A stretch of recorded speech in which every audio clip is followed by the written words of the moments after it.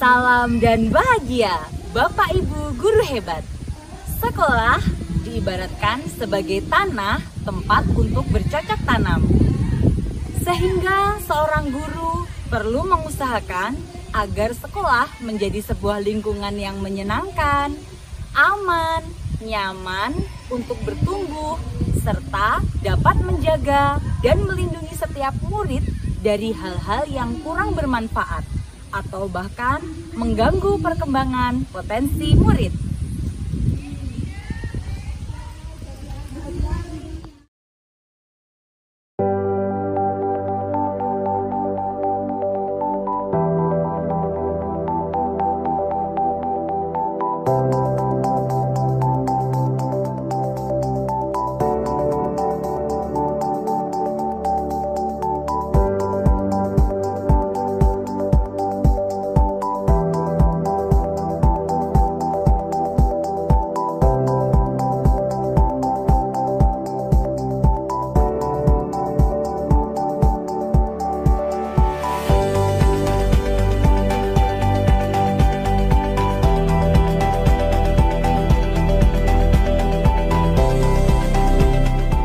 Assalamualaikum warahmatullahi wabarakatuh. Alhamdulillah wa syukur alhamdulillah. Yang terhormat Ibu Sulasri selaku Kepala TK Dharma Sudadi, yang kami hormati segenap guru TK Dharma Wanita Sudadi, serta para ibu-ibu undangan yang berbahagia. Pertama, marilah kita panjatkan puji syukur kepada Allah Subhanahu wa Ta'ala yang mana atas berkat limpahan rahmat taufik serta hidayahnya yang telah diberikan kepada kita semua, sehingga kita dapat berkumpul di sini dalam acara diseminasi pemahaman dan pembelajaran budaya positif dengan keadaan sehat walafiat dan dengan suatu apapun. Salawat serta salam tetap tercurahkan kepada junjungan kita Nabi Agung Muhammad SAW, Nabi yang kita harapkan syafaatnya di hari kiamat nanti di qaulina Allahumma shalli ala sayyidina Muhammad wa ala ali sayyidina Muhammad. Untuk memulai acara pada pagi hari ini, marilah kita berdoa bersama. Semoga apa yang kita laksanakan hari ini bisa berjalan dengan lancar dan mendapatkan ridho dari Allah Subhanahu wa Ta'ala. Amin. Al-Hadiniyah Al-Fatihah.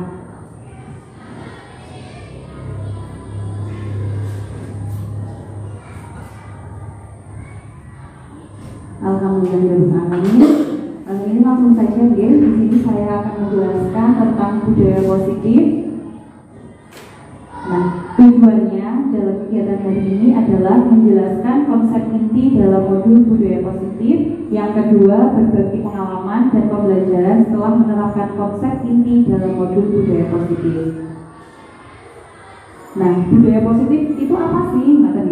Untuk pengertiannya, yaitu budaya positif merupakan kebiasaan-kebiasaan positif yang dapat menciptakan lingkungan positif sehingga membantu murid belajar dengan aman, nyaman, dan menyenangkan sesuai dengan filosofi Ki Hajar Dewantara, yaitu pendidikan yang berpusat pada murid. Jadi budaya positif ini bukan hanya di sekolah, tapi juga bisa dilaksanakan di rumah, karena anak prinsip pendidikan yaitu anak belajarnya itu di rumah, di sekolah, dan di masyarakat.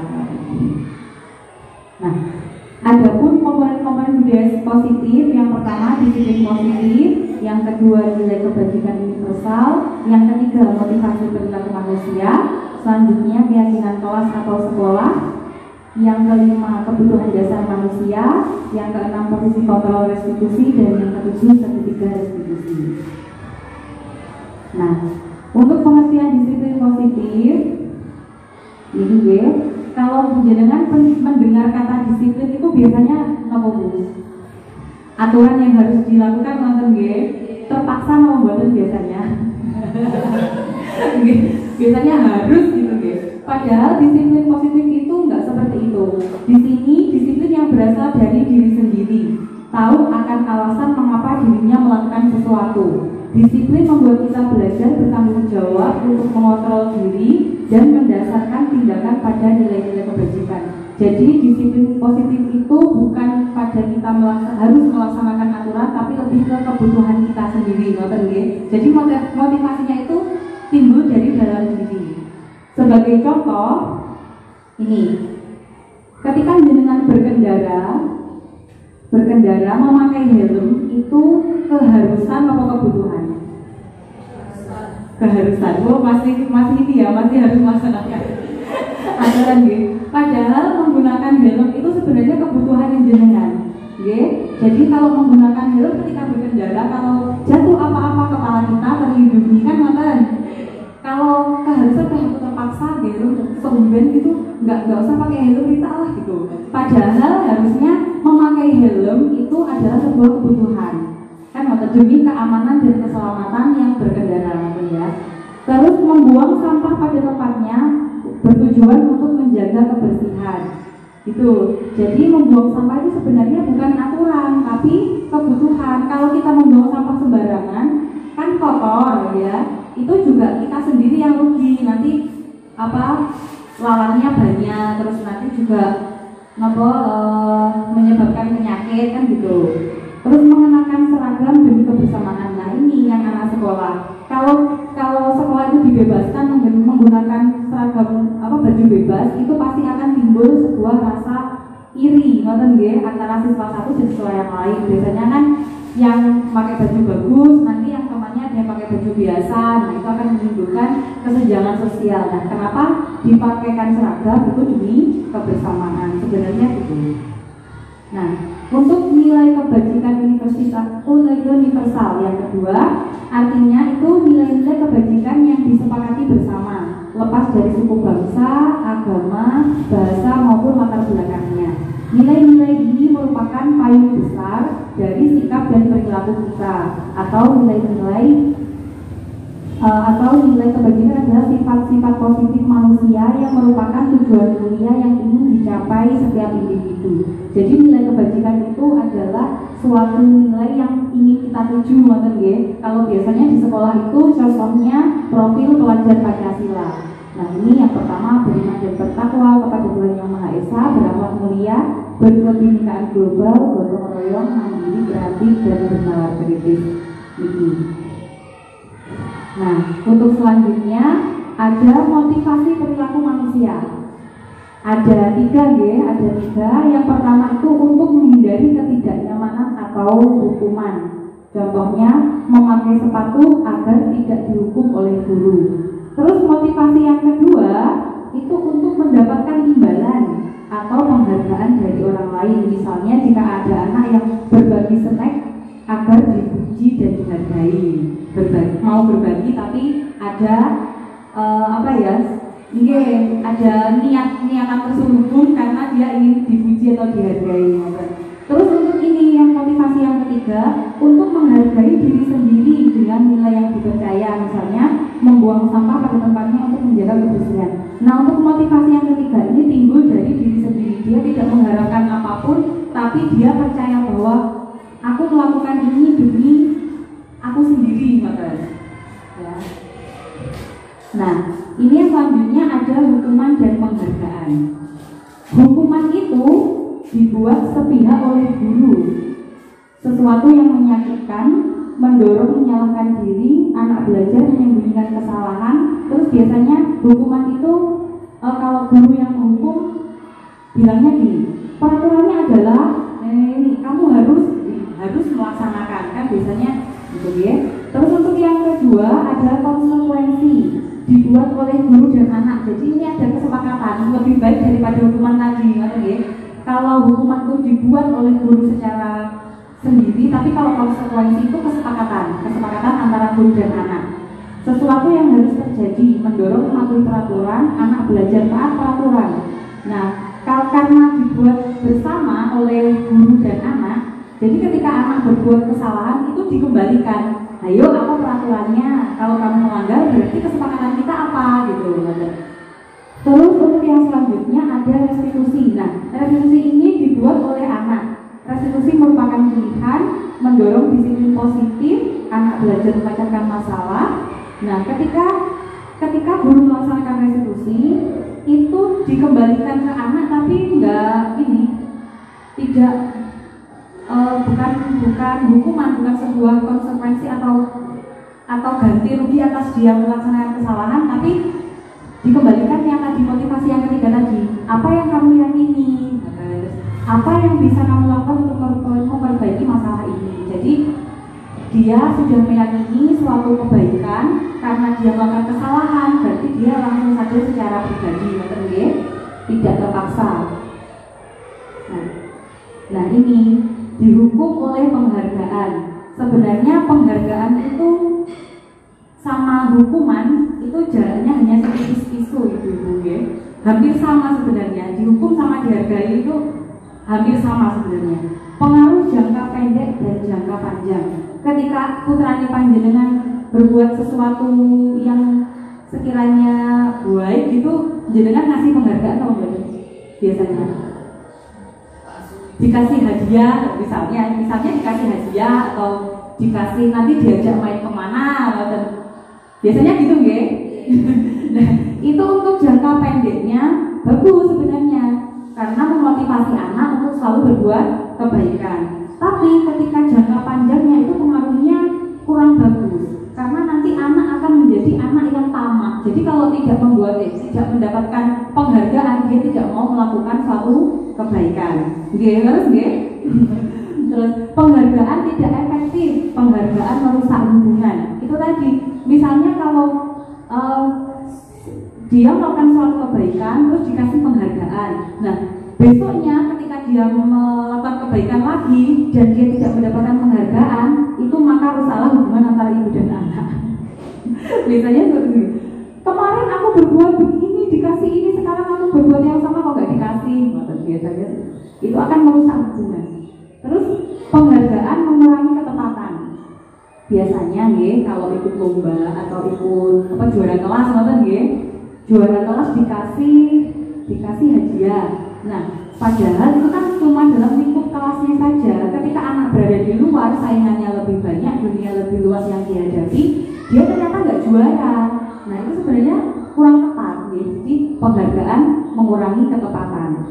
Penghargaan menurunkan kualitas, penghargaan mematikan kreativitas. Penghargaan menghukum mereka yang tidak mendapatkan penghargaan. Bisa dipahami ya? Jadi misal di suatu kelas ada 5 anak, terus yang mendapat juara 1 dikasih hadiah misalnya. Yang tidak mendapatkan hadiah, kira-kira dia tersakiti atau enggak? Iya. Ya aku kok nggak dapat. Padahal setiap anak itu kepintarannya sendiri-sendiri, ya. Jadi kita tidak bisa mengukur seorang anak itu dengan hanya satu kemampuan saja. Penghargaan merampas motivasi dari dalam diri. Sebenarnya anak itu ketika dia sudah berhasil melakukan sesuatu, itu dalam dirinya sudah timbul suatu kebanggaan akan dirinya. Tetapi ketika kita memberi penghargaan, itu sedikit banyak merusak kebanggaan dirinya. Karena nanti suatu saat ketika dia melakukan kebaikan lagi, jelasnya seperti tadi menjadi anak yang bersikap tamak gitu, selalu mengharapkan imbalan seperti itu. Nah, ini yang restitusi. Restitusi merupakan sebuah pendekatan untuk menciptakan budaya positif. Restitusi memungkinkan murid untuk memperbaiki kesalahan sehingga mereka bisa kembali kepada kelompok mereka dengan karakter yang lebih kuat. Tujuan restitusi adalah menjadikan murid untuk menghargai nilai-nilai kebajikan yang mereka percayai. Melalui pendekatan restitusi, ketika murid berbuat salah, guru akan menanggapi dengan mengajak untuk berefleksi tentang apa yang dapat dilakukan untuk memperbaiki kesalahan sehingga mereka menjadi pribadi yang lebih baik dan menghargai dirinya.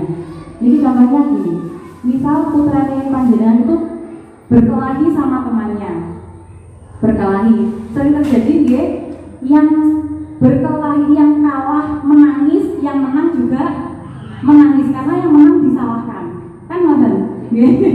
Biasanya yang menang itu nangisnya malah lebih kecil karena disalahkan sama teman-temannya.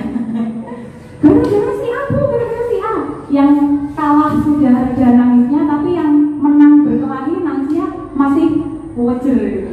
Karena ya itu tadi, karena dia merasa bersalah sehingga dia itu menyalahkan dirinya sendiri. Aku tadi kenapa kok sampai berkelahi sama dia, kok dia sampai aku tinju gini. Menyesalnya itu lebih dalam. Anak kan nggak bisa bohong, perasaannya itu masih sangat sensitif gitu loh anak itu. Jadi ketika dia merasa bahwa aduh aku gagal ini, aku gagal. Nah, dengan restitusi ini kita berusaha membangun kembali motivasi, membangun kembali harga diri anak.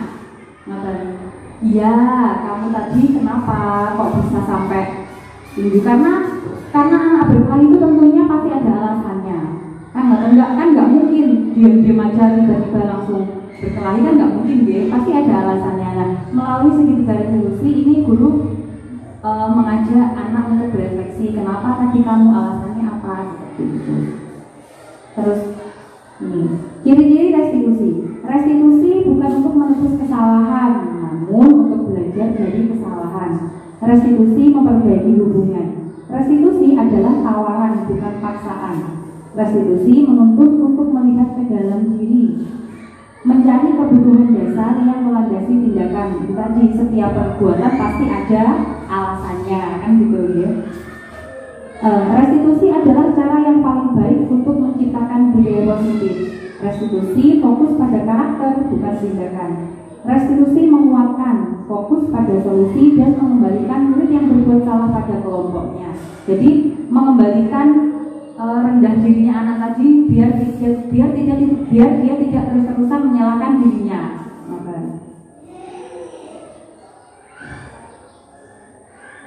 Nah, terus selanjutnya yaitu keyakinan kelas. Artinya, nah ini, kenapa kok nggak peraturan? Kenapa kok keyakinan? Karena tadi kalau keyakinan itu timbulnya motivasi dari dalam. Tapi kalau peraturan, anak itu seakan-akan dipaksa, dipaksa. Jadi kamu harus ini, kamu harus. Tapi kalau keyakinan, dia berusaha meyakini apa yang dia anggap benar. Pastinya lebih enak melakukan keyakinan atau peraturan tuh. Keyakinan, karena dia nggak akan terpaksa. Tapi kalau peraturan, kayaknya kok terpaksa berat gitu. Keyakinan kelas merupakan sebuah nilai kebajikan yang diyakini untuk dilaksanakan sebagai upaya untuk menciptakan budaya positif baik di kelas maupun di sekolah, bisa juga di rumah. Contohnya, nah ini kalau peraturan biasanya ini, jangan membuang sampah sembarangan. Ini sebagai kalimat negatif, tapi kita rubah menjadi kalimat positif. Ayo kita jaga kebersihan. Didengarkan lebih enak mana Bu, yang atas apa yang bawah? Yang bawah karena suasananya itu lebih enak gitu didengar. Tapi kalau jangan buang sampah sembarangan tuh kayak sudah sudah dilarang ini. Jadi anak-anak terpaksa. Nah ini pembentukan keyakinan kelas atau sekolah. Keyakinan kelas bersifat abstrak, berupa pernyataan-pernyataan universal, dibuat dalam bentuk kata positif seperti tadi, tidak ada kata larangan tapi adanya kata anjuran. Hendaknya tidak terlalu banyak sehingga mudah diingat dan dipahami. Sesuatu yang dapat diterapkan sesuai dengan lingkungan. Semua warga kelas berkontribusi dalam pembuatan melalui kegiatan curah pendapat dan harus ditinjau rutin secara berkala. Ini tadi kalau keyakinan kelas dibuat bersama, guru dan murid membuat bersama. Jadi tidak sepihak, karena kalau sepihak nanti takutnya pihak yang lain akan merasa terpaksa dalam menjalankannya. Nah ini contoh keyakinan kelas. Nah ini peraturan. Peraturannya begini, kembalikan barang pada tempatnya. Nilai yang terkandung di dalamnya apa Bu? Kerapian, Jadi mengembalikan barang pada tempatnya itu ketika diubah menjadi keyakinan kelas itu harus berubah menjadi kerapian, terus berjalan di dalam kelas. Keselamatan, anak-anak tidak boleh lari-lari. Maksudnya seperti itu. Maksudnya anak-anak nggak boleh lari di kelas, tapi dengan kalimat positif berjalan di dalam kelas. Nah itu yang nilai yang terkandung di dalamnya adalah nilai keselamatan. Karena kalau lari-lari di kelas tempatnya sempit, ada bangku-bangkunya, nanti kalau kesandung atau apa dia akan jatuh, malah mengurangi nilai keselamatan. Buanglah sampah pada tempatnya, nilainya dia kebersihan. Dilarang mengganggu orang lain. Biasanya kalau usil makan jengkel gitu Jadi harus saling menyayangi, tidak boleh saling mengganggu. Dilarang melakukan kekerasan. Nah, nilai yang terkandung adalah keselamatan. Nah, ini ada kebutuhan dasar manusia. Ada berapa Bu Ibu? Ada 5 ya.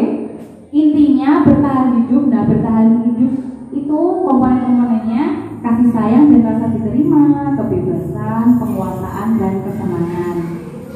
Penguasaan, keinginan untuk dianggap berharga, bisa membuat perbedaan, bisa membuat pencapaian kompeten diakui dan dihormati. Jadi ingin diakui, itu penguasaan. Kalau kasih sayang dan diterima, monggo. Boten kita. Monggo. Itu yang kasih sayang dan rasa diterima. Nggih. Monggo. Ingin disukai dan diterima oleh lingkungannya. Jadi dia kadang putranya panjenengan biasanya usil untuk mencari perhatian jenengan, itu pernah apa enggak? Oh, setiap hari. Itu sebenarnya dia sedang ingin memenuhi kebutuhannya yang kasih sayang dan ingin diterima itu. Jadi kalau ibunya repot sendiri, misalnya repot masak, repot ngurusin rumah, karena dia merasa nggak diperhatikan, dia mencoba untuk usil jahil, padahal dia itu ingin memenuhi kebutuhan yang kasih sayang dan diterima. Kebebasan.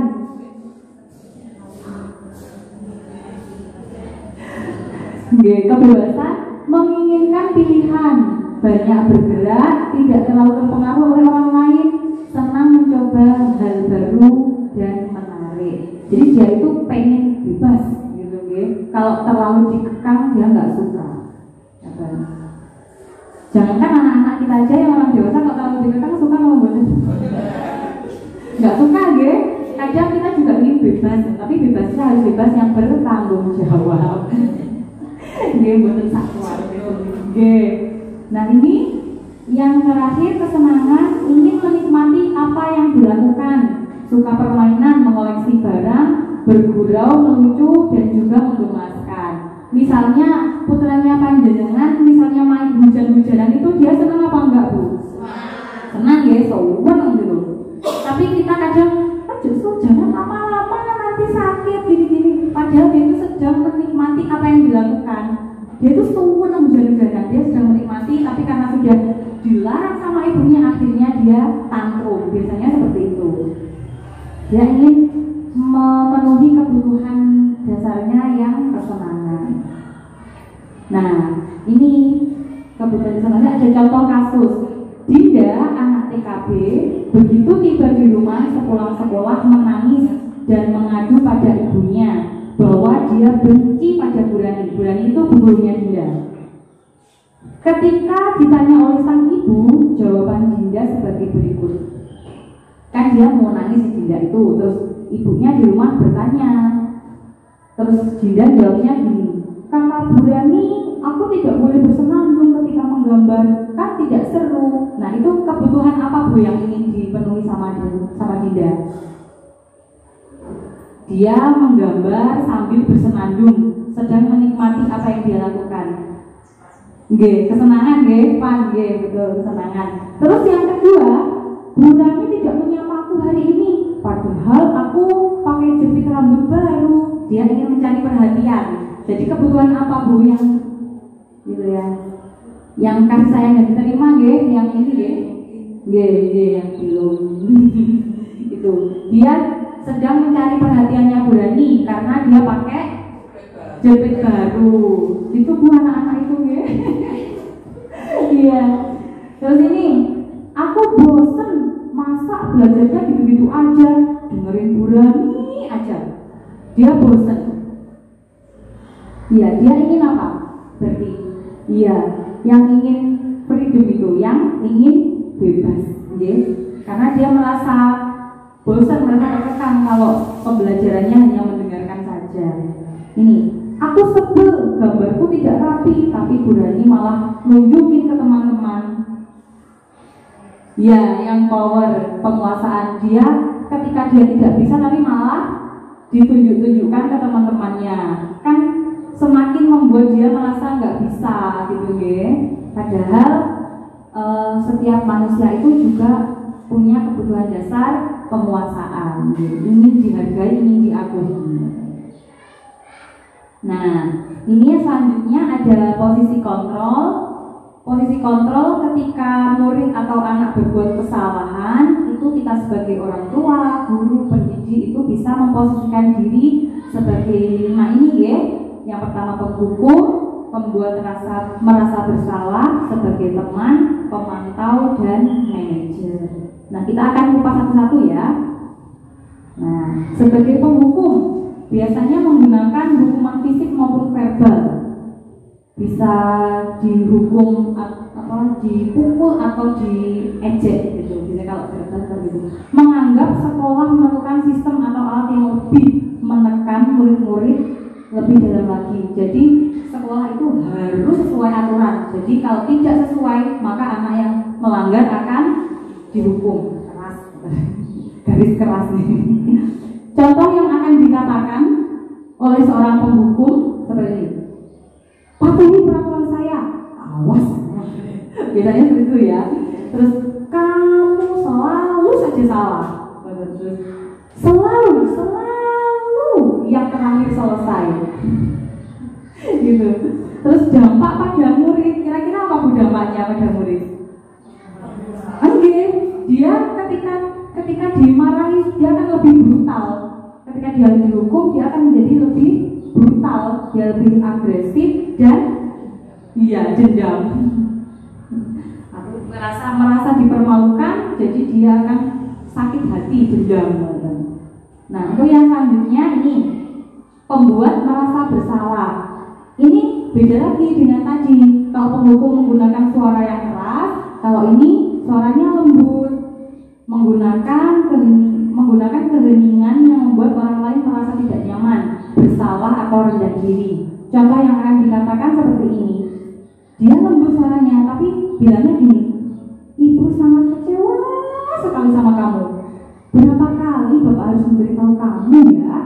Gimana coba kalau orang tua kamu tahu kamu berbuat begini? Lembut tapi nancep di hati.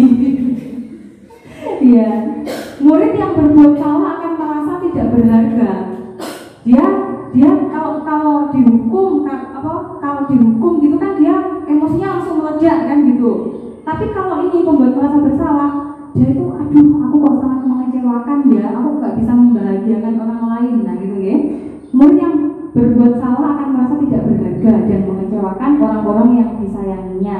Dampak pada murid, dia akan tidak jujur jadinya, karena merasa telah mengecewakan, jadi dia sebisa mungkin tidak mengecewakan dengan menyembunyikan kesalahan, ya, menyangkal dan berbohong. Nah, beda lagi dengan posisi kontrol teman, tidak menyakiti, tetapi lebih melalui persuasi. Dampak positif, hubungan guru dan murid akan terjalin dengan baik. Namun ada dampak negatifnya, bila suatu saat guru tersebut tidak membantu, maka murid akan kecewa dan tidak mau lagi berusaha. Nah, contoh yang akan dikatakan, ayo bantulah demi ibu ya. Ayo, ingat tidak bantuan bapak selama ini? Ya sudah, kali ini tidak apa-apa, ibu bantu bereskan. Gimana ya? Ini dampak negatifnya begini. Jadi murid itu akan hanya dekat dengan satu guru, karena dia sudah merasa bestie sama gurunya. Tapi kalau tidak dengan guru itu dia akan tidak berkembang. Jadinya dampaknya dia akan tergantung dengan satu guru yang dia anggap teman, terus tidak mandiri, tidak bisa mengambil keputusan. Jadi apa-apa aku tak sama bu itu, aku sama bu ini, jadi dia tidak mandiri. Nah, ini pemantau. Posisi yang selanjutnya pemantau. Memantau sama dengan mengawasi, jadi harus sama ya. Bertanggung jawab atas perilaku orang yang diawasi berdasar pada peraturan dan konsekuensi. Bisa memisahkan hubungan pribadi dengan murid. Nah, ini contoh yang akan dikatakan. Peraturannya apa? Dia beda, ini sangat bertolak belakang dengan yang teman tadi ya. Kalau pemantau itu bahasanya lebih formal. Dia tidak melakukan, dia tidak mendasarkan pada hubungan. Jadi langsung aturannya apa gitu. Terus apa yang mau kamu lakukan? Sanksi atau konsekuensinya apa? Jadi dikembalikan. Jadi anak dampaknya pada murid menitik beratkan dampak pada diri sendiri, mendapat hadiah atau hukuman.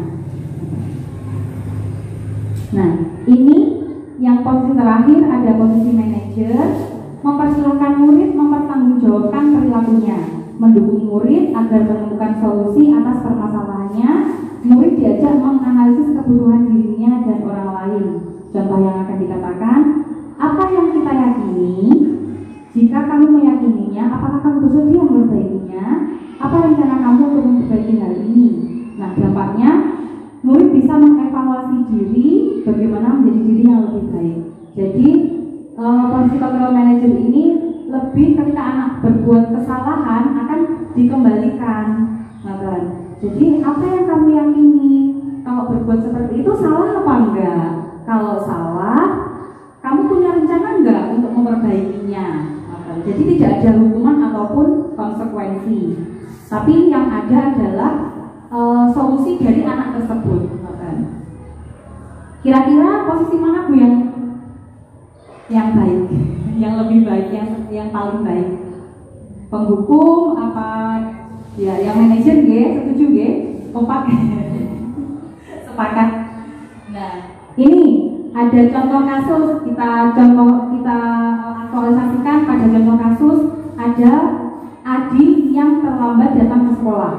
Ketika gurunya memposisikan diri sebagai penghukum, maka bicaranya itu dengan nada yang tinggi, menghadik, mata melotot, jadi menunjuk-nunjuk.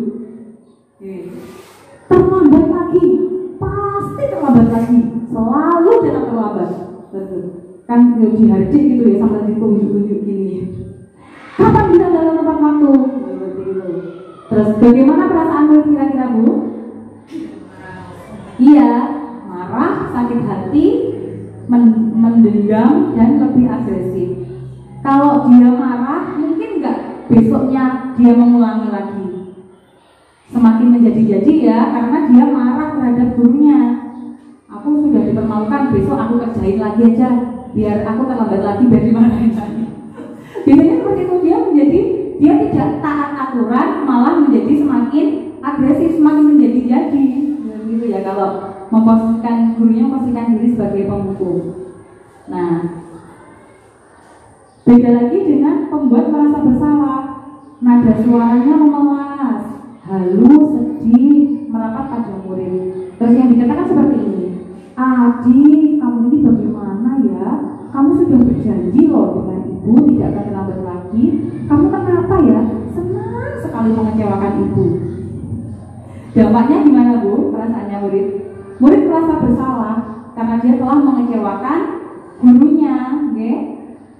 Dia merasa gagal, tidak sanggup membahagiakan orang lain. Emosi akan tertanam rapat di dalam dan menahan perasaan. Kalau yang penghukum tadi dia bisa langsung meledak, langsung marah, lebih agresif. Tapi kalau yang ini diposisikan murid ketika guru membuat merasa bersalah, dia akan memendam sendiri. Ya Allah, kenapa ya aku kok mengecewakan guru seperti itu? Aku kok jadi anak kok nggak berguna ya? Malah dampaknya sebenarnya lebih bahaya yang ini daripada yang menghukum tadi.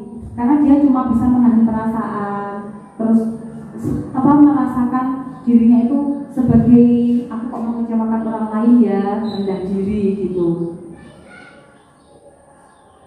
Kalau dia gurunya memposisikan diri sebagai teman, nada suaranya ramah, akrab, bercanda, dan posisi tubuhnya merapat kepada murid dengan disertai senyum yang jenaka.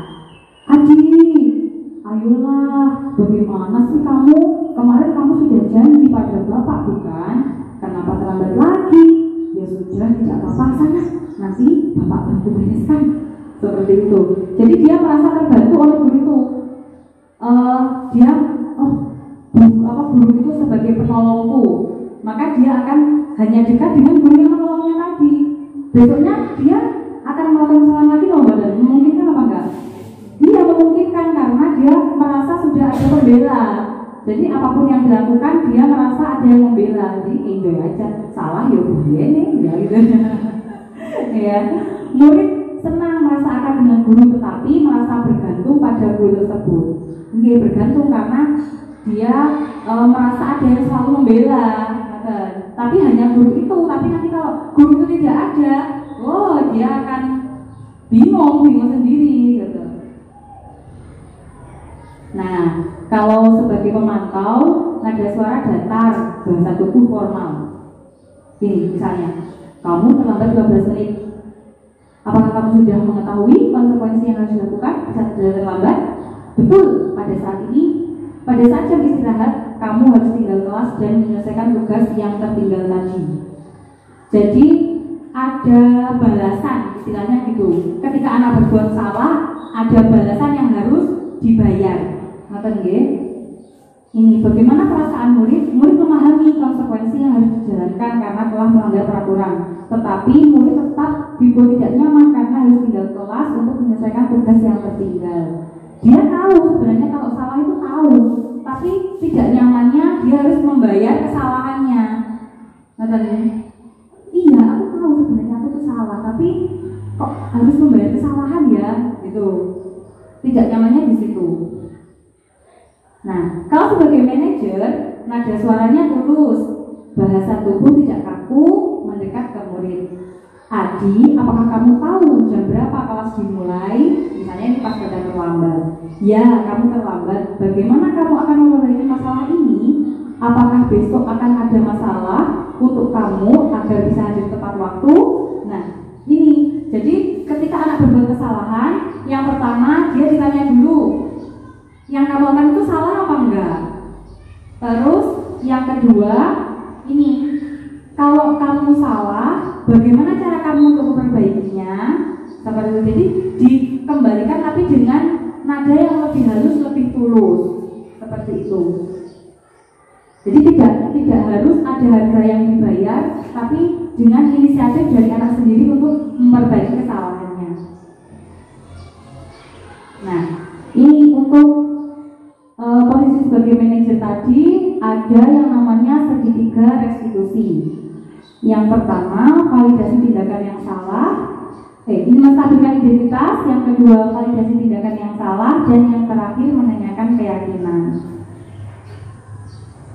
Nah, ini segitiga restitusi. Yang pertama, langkahnya menstabilkan identitas, mengubah identitas gagal menjadi identitas sukses. Misalnya gini, kan tadi ditanya nih pas Adi terlambat tadi, kamu alasannya apa? Gitu. Aku Bu, tadi malam lihat jaranan, jadi bangunnya telat gitu bilangnya. Iya. Ini kontekstual banget ya, sesuai dengan kenyataan. Iya. Tadi malam lihat jaranan Bu. Adi suka jaranan. Iya Bu, suka karena itu ada yang baru, ada yang gini. Dia sedang mencoba memenuhi kebutuhan akan kesenangan tadi ya. Jadi Bu, oh iya tidak apa-apa. Semua orang melakukan kesalahan itu pasti ada alasannya kan gitu. Jadi identitasnya itu dikembalikan dulu. Dia tidak langsung disalahkan, tapi dia dicoba untuk menggali apa alasan dibalik dia berbuat kesalahan. Yang kedua, validasi tindakan yang salah. Mengungkap tujuan dibalik sebuah tindakan yang bertentangan dengan nilai kebajikan dan menentukan cara yang lebih efektif untuk mendapatkannya. Jadi gini, iya Bu Guru tahu lihat jalanan itu asyik, menyenangkan, gitu. Tapi kamu tahu apa enggak? Kalau melihat jalanan terus sehingga berakibat bangunnya kesiangan, itu salah apa enggak?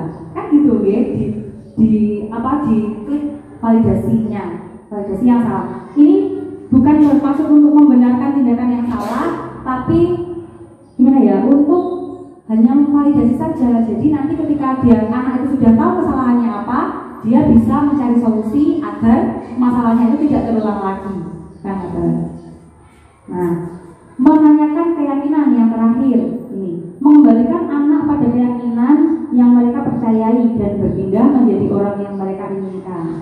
Nah, gini misalnya ketika tadi terlambat ya, alasannya sudah jelas melihat jalanan. Terus gini, Adi, kamu tahu nggak keyakinan kelas kita? Misalnya seperti itu. Iya Bu, kita harus datang tepat waktu, disiplin gitu.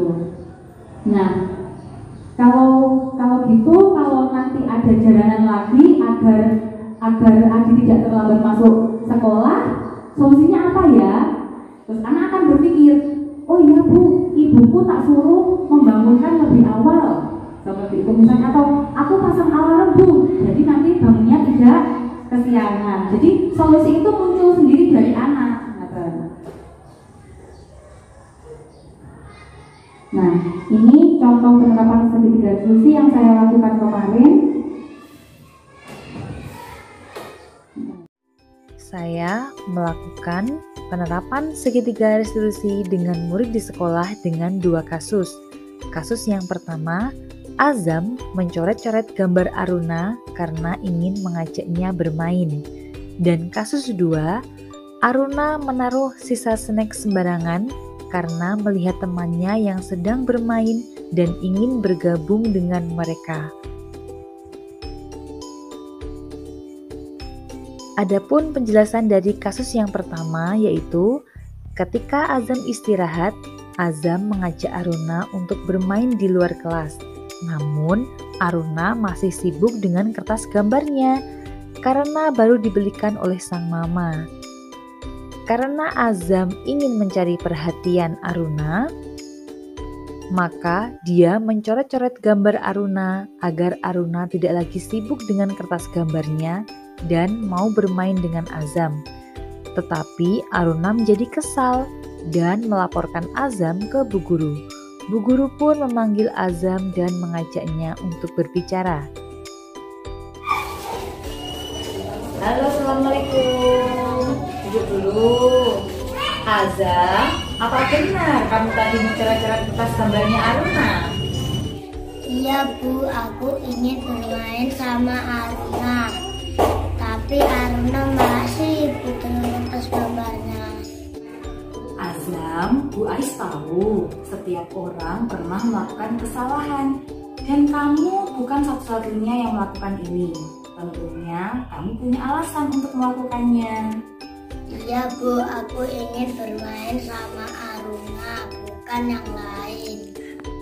Iya, tapi kamu tahu tidak ada cara lain mengajak Aruna main selain mencoret-coret gambarnya? Mungkin menunggu Aruna sampai selesai ya Bu. Nah, itu Azam tahu. Azam ingat apa tidak tentang keyakinan kelas kita? Ingat, harus menghargai teman. Betul sekali. Kira-kira yang dilakukan Azam tadi sesuai apa tidak dengan keyakinan kelas kita? Tidak Bu. Nah, karena Azam sudah tahu, kira-kira Azam ingin jadi teman yang seperti apa? Ingin menghargai teman. Aku mau minta maaf sama Aruna ya Bu, dan mengganti kertas yang aku coret-coret. Wah, Azam hebat, sudah menghargai teman dan bertanggung jawab. Tos dulu yuk. Pada kasus 2 yaitu ketika jam istirahat, Aruna sedang asik makan snack. Dia melihat teman-temannya melakukan permainan tradisional pindah dingklik. Timbul rasa senang dan ingin main dari diri Aruna sehingga ia lari untuk bergabung bersama teman-temannya. Namun Aruna menaruh sisa snacknya secara sembarangan. Karena dianggap tidak menjaga kebersihan dan keindahan, teman yang melihat Aruna melaporkannya kepada Bu Guru. Dan Bu Guru memanggil Aruna untuk mengajaknya berbicara. Halo Mas Aruna, yuk dulu. Tadi Mas Aruna makan snack ya? Kok langsung lari? Iya Bu, tadi aku lihat teman-teman main pindah jingklik. Kayaknya asik deh Bu. Terus bungkus snacknya ditaruh di mana? Oh iya lupa Bu, tadi aku taruh sembarangan. Aruna, Bu Ais tahu mainan itu mengasyikan dan setiap anak pasti suka kalau bermain. Kamu boleh kok main sama teman-teman, tapi kamu juga harus memperhatikan kebersihan dan keindahan. Ya Bu, tadi aku lupa karena ingin segera main. Aku minta maaf ya Bu. Iya, tidak apa-apa. Tapi Aruna masih ingat tidak tentang keyakinan kelas kita? Ingat Bu, harus selalu menjaga kebersihan dan keindahan. Kira-kira yang dilakukan Aruna tadi sesuai apa tidak? Tidak Bu, karena aku asal menaruh sisa snack. Nah, Aruna sudah tahu. Kira-kira kalau setelah makan snack dan ingin main, apa yang harus dilakukan?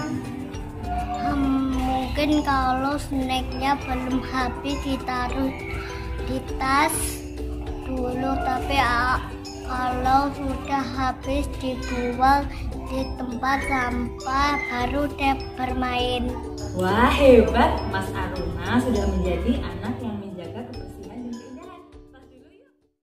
Jadi tadi ceritanya Azam tadi mau mainan sama Aruna, tapi karena Arunanya sibuk sama kertas gambarnya, jadi Azam merasa sebel, terus sampai ngorek-ngorek bukunya Aruna. Kira-kira kebutuhan dasar apa Bu yang ingin dipenuhi oleh si Azam? Kasih sayang dan diterima ya. Jadi dia itu pengennya mau sama Aruna, bukan sama yang lain. Terus guru tanyakan, nah tindakan iya memang sayang sama teman itu bisa, tapi tindakan yang kamu lakukan tadi salah apa enggak? Terus si Azamnya bilang gini, iya salah Bu. Terus untuk perbaiki kesalahan kamu apa? Oh gini ya Bu ya, aku tak nunggu Aruna selesai main dulu, terus nanti kalau Aruna sudah selesai baru bisa mainan sama-sama. Terus aku mau minta maaf Bu sama Aruna, bersama mengganti kertas gambar yang telah diorek-orek tadi. Jadi solusi itu muncul dari anak sendiri, bukannya malah guru. Kamu harus mengganti bukunya Aruna yang sudah kamu orek. Enggak seperti itu, tapi dengan diajak berbicara dari hati ke hati, insya Allah sampai ke hati juga, terus anak akan menjadi tahu gitu untuk solusi pemecahan masalahnya. Katanya sesuatu yang datang dari hati akan sampai ke hati. Ya. Menciptakan lingkungan positif agar terbentuk budaya positif adalah suatu proses perjalanan pendidikan yang harus kita jalani sebagai seorang pendidik, sebagai seorang pemimpin pembelajaran. Lingkungan yang aman dan nyaman memberikan murid kesempatan dan kebebasan untuk berproses dan belajar. Selama seseorang merasakan tekanan dari lingkungannya, maka proses pembelajaran akan sulit terjadi. Dan salah satu tanggung jawab kita sebagai pendidik adalah menghilangkan gangguan-gangguan yang menghalangi proses pengembangan potensi murid.